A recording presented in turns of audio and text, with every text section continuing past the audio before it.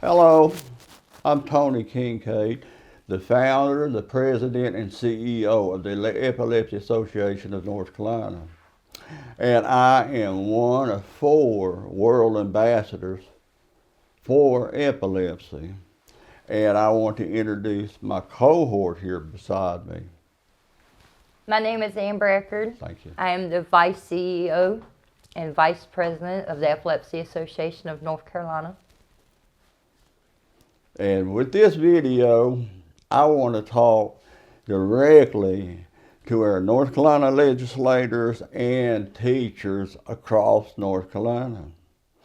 I have epilepsy, and in North Carolina we have over 125,000 people with epilepsy. But I want to talk to you about children.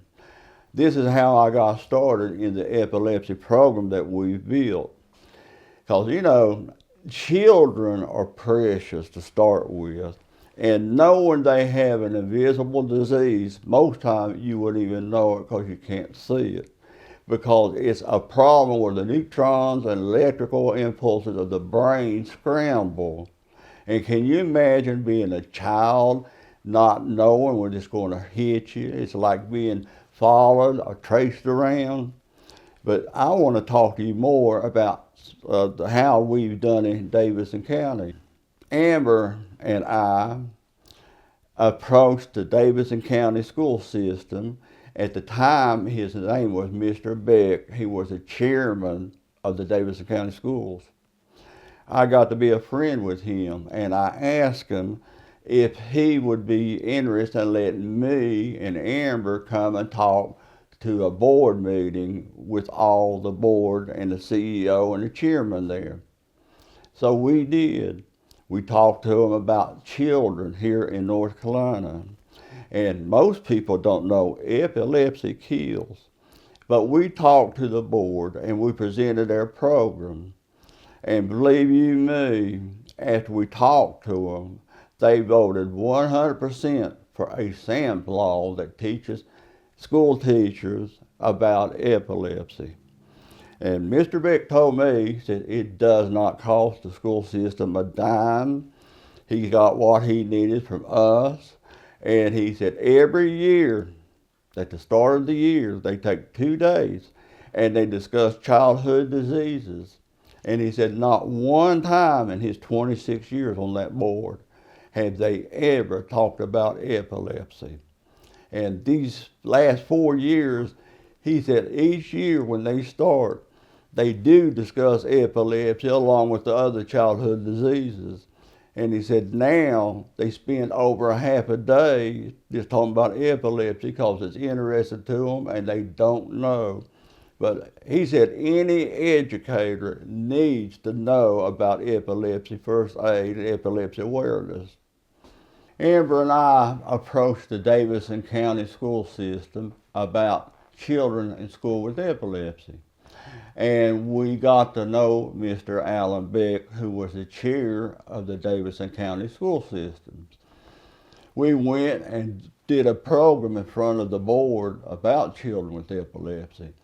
And they were surprised to hear over 30,000 people die a year from epilepsy. And epilepsy has been known for over 4,000 years before the birth of Christ. And it's gone all these years and people still don't understand epilepsy. And that's our job, is help you instructors understand epilepsy. But I got involved in this because I have friends, they have their children, and I have seen their children seize in front of me. And it's not a very pleasant experience because I want you to learn how to recognize a seizure.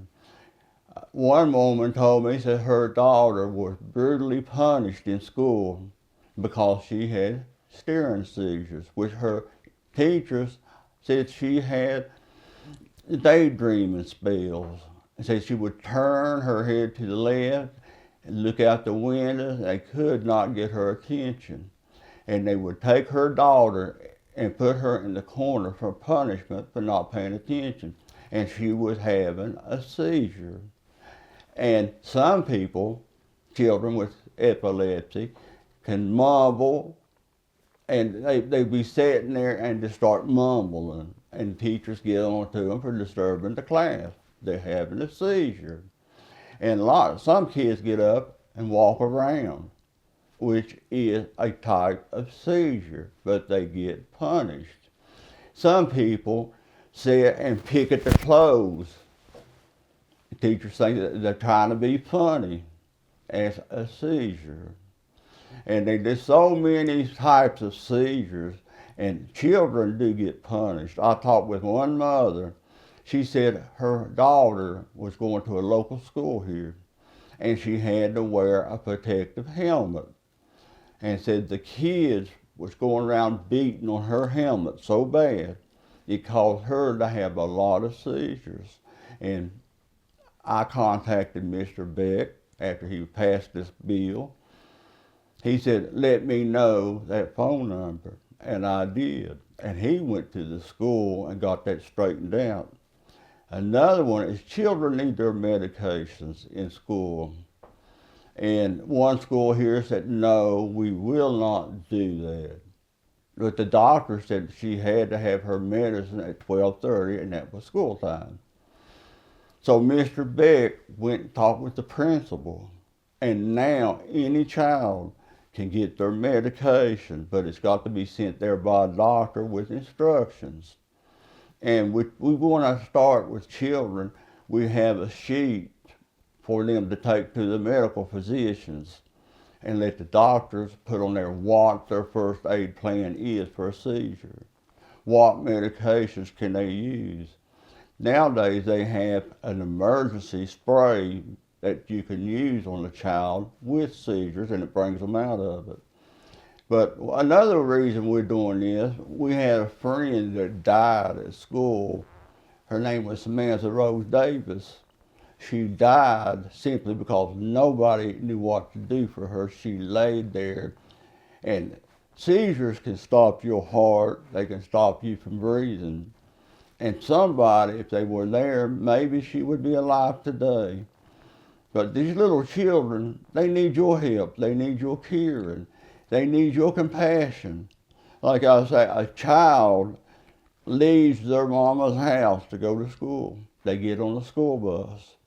They go to school. They're there for 6.5 hours. They go home, and their mother is sitting there worried to death. Her teachers don't understand her. But we can change things, and it starts with you. You've got to care enough to care for a child. And some children have seizures, and they picked on in school. They just so brutally picked on in school. And the fact you may not know, 20% of the children that go through your school systems, they do commit suicide because they can't deal with this no more. They were laughed at, they were picked at.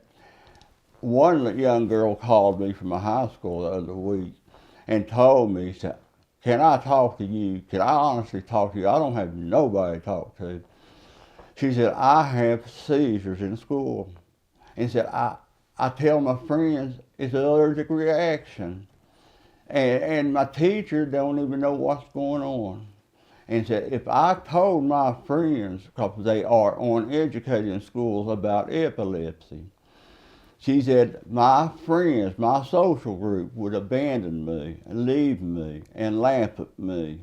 And said, I don't want that to happen. And it bothers me that our schools don't care enough and have compassion enough for this disease to help children. And the job is up to you. And I appreciate your time, and thank you.